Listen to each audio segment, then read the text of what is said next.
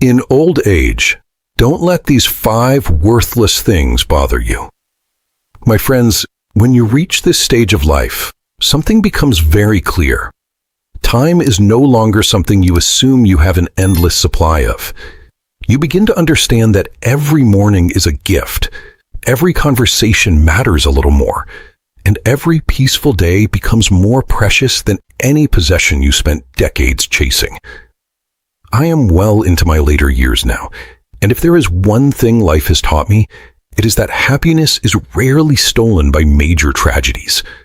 Most of the time, it is taken from us little by little, by things that seem important, but are actually worthless. They sit quietly in our minds. We carry them around for years.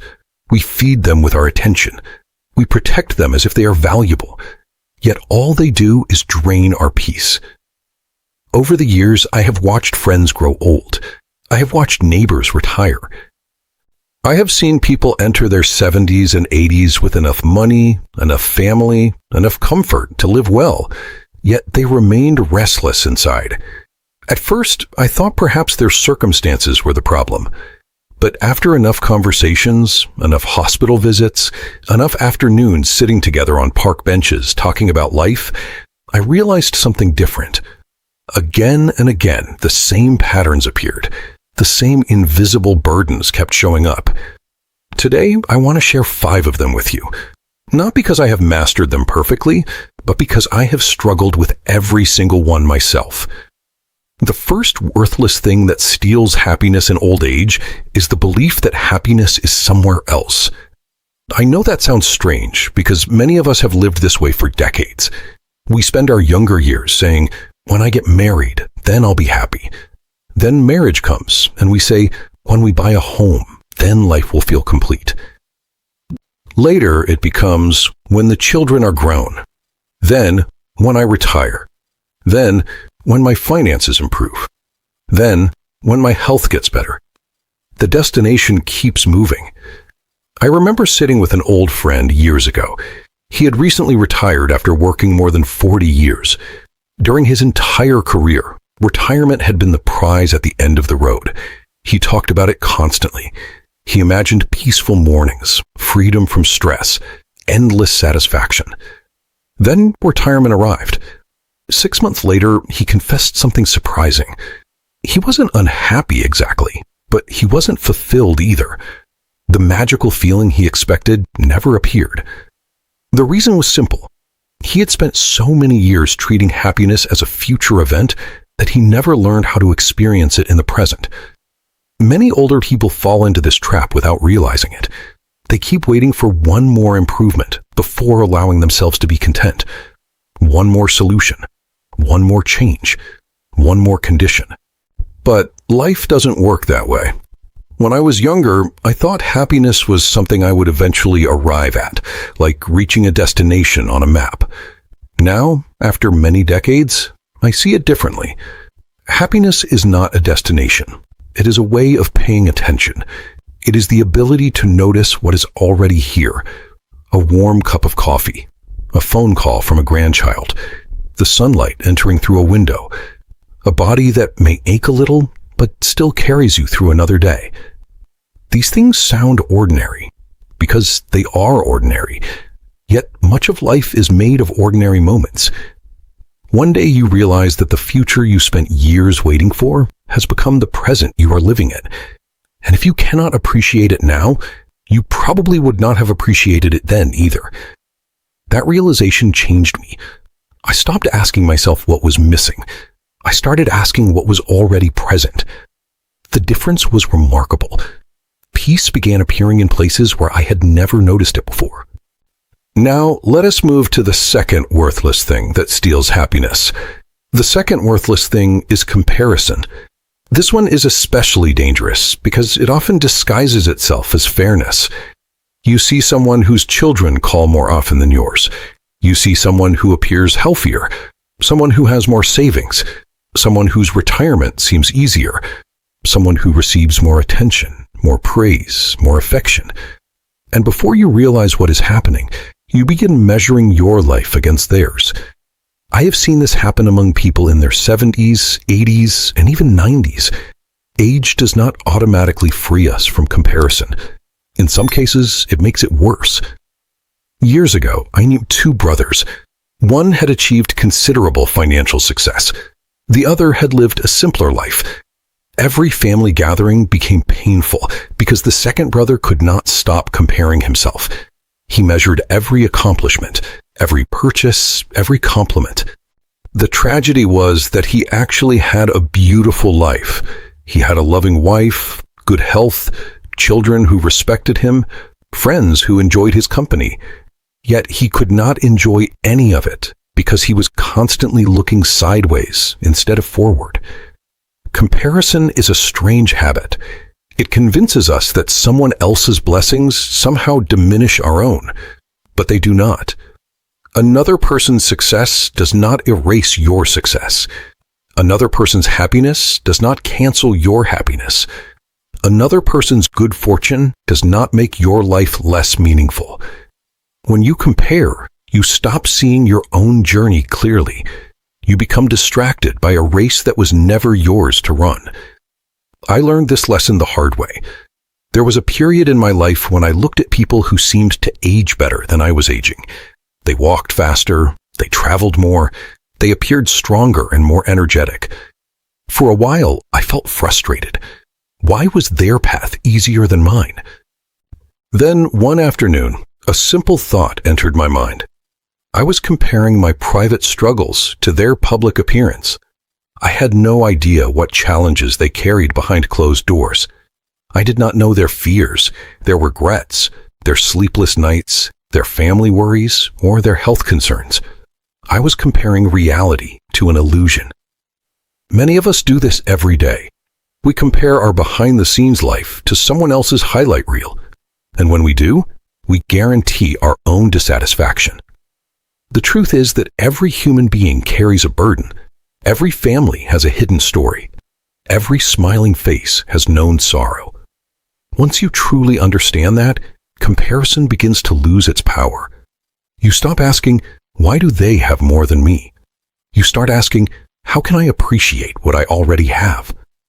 That single shift can transform an entire life. And yet there is another burden that often grows out of comparison, one that can remain hidden for decades. It sits quietly inside the heart, feeding on old memories and old wounds. Many people carry it for so long that they forget it is there.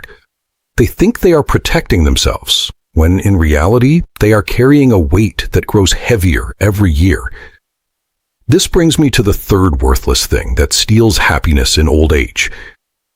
The third worthless thing that steals happiness in old age is resentment. I have met people who carried resentment for 20 years. Some carried it for 40. A few carried it for so long that the original event had almost disappeared, yet the bitterness remained. What fascinated me was that the people holding the resentment often believed they were preserving justice. They believed that letting go would somehow mean admitting that what happened was acceptable. But life taught me something different. Many years ago, I had a friend who was cheated in a business deal. He lost a significant amount of money. The betrayal came from someone he trusted deeply.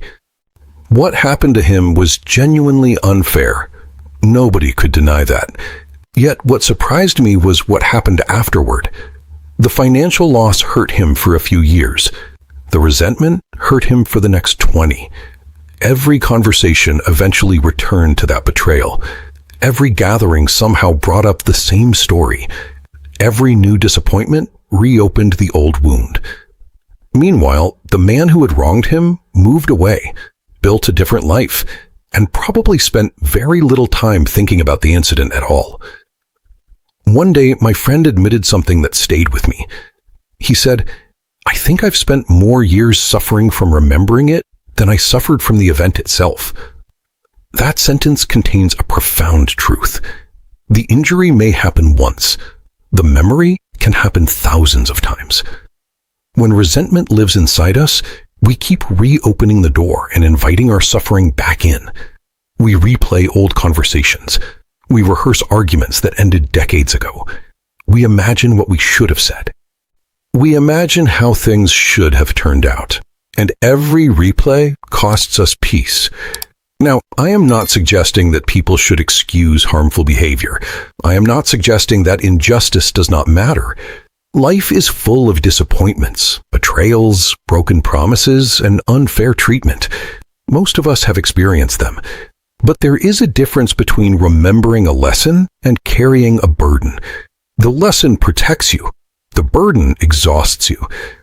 As I grew older, I realized that forgiveness is often misunderstood. People think forgiveness is something you give to the other person. Sometimes it is, but more often, forgiveness is something you give yourself. It is the decision to stop carrying a weight that no longer serves a purpose. At our age, time is precious. Energy is precious. Peace of mind is precious. Why spend those precious resources feeding anger towards someone who may not even be thinking about you? I have learned that some people deserve distance. Some relationships should remain in the past. Some trust should never be restored. But even then, resentment is optional. You can protect yourself without poisoning your own mind. You can be wise about who you let close without carrying anger as a lifelong companion. That distinction took me many years to understand. In my younger days, I thought holding on to anger was a form of strength, as if remembering every detail of a wrongdoing would somehow keep me safe from it happening again. But over time, I realized it was doing the opposite. It was keeping the wound alive long after the situation had ended. And that is when I began to see the fourth worthless thing that steals happiness in old age: worry about the future. I know this one intimately because it has a way of appearing even when life is quiet. You sit in your chair, everything is calm, and suddenly the mind starts projecting forward. What if this happens? What if that happens? What if I become ill? What if my savings are not enough? What if I become a burden? What if my children struggle? What if the world becomes more unstable? One thought leads to another, and before you realize it, you are living in a future that does not exist, while the present moment quietly disappears in the background. I have seen people in their 70s and 80s suffer more from imagined futures than from actual present difficulties. I remember one man who would wake up at night convinced that something terrible was about to happen. He would sit in silence, thinking through endless scenarios, preparing himself for disasters that never came. One day, after a particularly long conversation, he paused and said something I will never forget. He said, "I have lived through so many tragedies in my mind, I am surprised I still have energy left for real life." That sentence stayed with me because it reveals how much of our suffering is self-created, not by events themselves, but by the mind's habit of rehearsing them. Of course, I am not saying we should ignore the future. That would not be wisdom. We should take care of our health, make responsible decisions, prepare as best as we can. But preparation is very different from worry. Preparation leads to action and then quietness. Worry leads to repetition, exhaustion, and no resolution. One moves you forward. The other keeps you trapped in the same mental cycle. And so I learned to ask myself a simple question whenever my mind drifts too far ahead. Is there anything I can actually do right now?